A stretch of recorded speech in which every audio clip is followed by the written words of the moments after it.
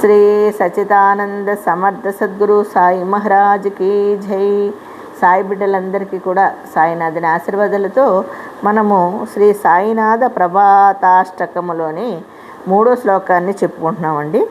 రవి ప్రగటహోవుని త్వరిత గాలవి ఆలస తసాగురుహి సోడవి సకల దృష్కుతి లాలస హరోని అభిమానహి జడవి తత్పదీ భావన సమర్థ గురు సాయినాథ పురవి మనోవాసన.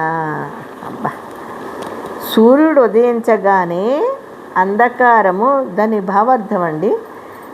సూర్యుడు ఉదయించగానే అంధకారముతో సహా మనోజాడ్యము నశించును. అంతే కదండి. సూర్యుడు ఉదయించగానే ఏమైపోతుంది? మనలో ఉండే అంధకారము, మనలో ఉండే జాడ్యాలన్నీ పోతాయి, చక్కగా హ్యాపీగా ఉంటాం. అట్లనే గురుకృప వలన మన దుష్కర్మలు కూడా పోతాయి. అప్పుడు ఏమవుతుందండి మనకి? ఇప్పుడు సూర్యుడిని పోల్చి బాబా గారు విషయంలో మనకి వివరణ ఇస్తున్నారు ఇక్కడ. ఎంత అంటే సూర్యుడి కన్నా గొప్ప యోగి, మహానుభావుడు సద్గురు సాయినాథులు. అందుకని ఆయన గురువు గారు కాబట్టి గురుకృప మనకెప్పుడు మన దుష్కర్మల్ని నశింపచేస్తుంది, పోగొడుతుందంట. అభిమానమును విడచి భగవంతుని పాదపద్మములపై మనం మనస్సును ఏకీభవించాలి. అంతే కదా. మనలోని అహంకారాన్ని విడచి భగవంతుని పాదపద్మాలని మనము ఎప్పుడూ మనసులో నిలుపుకొని ఏకాగ్రతతో ఆయన్ని ధ్యానించాలి, ఆయన్ని పూజించాలి. సమర్థుడైన సాయినాథుడే మన కోరికలను తీర్చగలరు. సమర్థ సద్గురు సాయినాథ్ దేనికైనా సమర్థుడు, సకల దేవతా స్వరూపుడు మన సద్గురు సాయినాథులు గారు. కాబట్టి ఆయన దేన్నైనా సరే సమర్థవంతంగా మన యొక్క భావాల్ని, మనము ఏది అనుకుంటున్నామో మనసులో ఆ భావాల్ని తీర్చేవాడు ఎవరండి? మన సద్గురు సాయినాథుల వారు.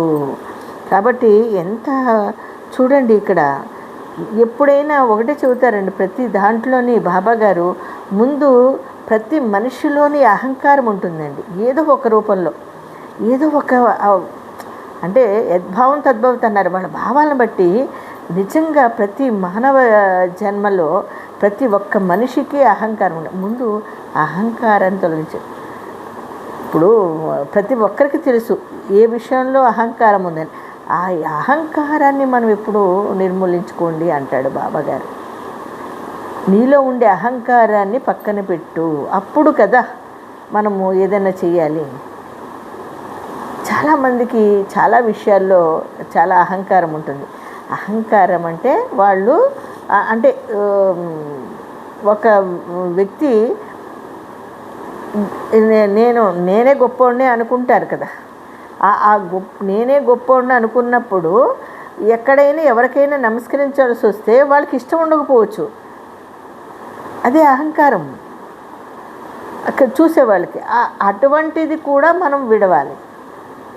నేను అవతల వాడికి ఎందుకు నమస్కరించాలి అనే కొన్ని భావన ఉంటుంది. ఇలాంటివి కూడా మనం కొన్ని వదిలేసుకోవాలి. అదేంటి బాబా ఎప్పుడు చెప్తూ ఉంటారు బాబా గారు, నీలో ఉండే అహంకారాన్ని దూరం చేస్తే నాకు దగ్గర అవుతావు అని. మనం బాబా గారికి దగ్గర అవ్వాలంటే మనలో ఉండే అహంకారాన్ని నిర్మూలించుకోవాలి. అంటే మనలో ఉండే అభిమానాన్ని, అంటే తెలుగులో అభిమానాన్ని, అహంకారంగా అభిమానవంతుడు రావాడు అంటారు కదండి.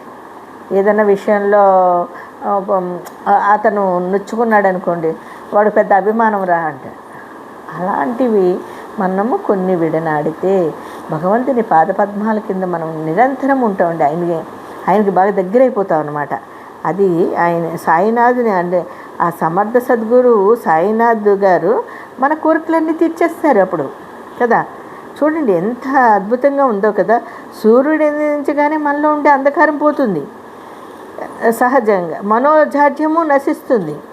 అట్లనే గురుకృప వలన మన దుష్కర్మలు కూడా నశిస్తాయి. అభిమానమును విడచి భగవంతుని పాదపద్మాలని మన మనస్సుని ఏకాగ్రత భావంతో ఆయన మీద దృష్టి పెట్టి మన సమర్థ సద్గురు సాయినాథుడే మన కోరికలను కూడా తీరుస్తారు. ఇది నిజం. చూడండి ఎంత బాగుందో కదా. ఆ యొక్క శ్లోకానికి భావార్థము ఎంత బాగా ఇచ్చారు చూడండి. రవి ప్రకట హోవుని త్వరిత ఘాలవి ఆలస తసా గురుహి సోడవి సకల దృష్కుతి లాలస హరోని అభిమానహి జడవి తత్పదీ భావన సమర్థ గురు సాయినాథ పురవి మనోవాసన. 3వ శ్లోకాన్ని మనం వివరించుకున్నామండి. రేపొద్దున్న 4వ శ్లోకంలోకి వెళదాము. అంతవరకు అందరికీ సాయిరామ్ అండి.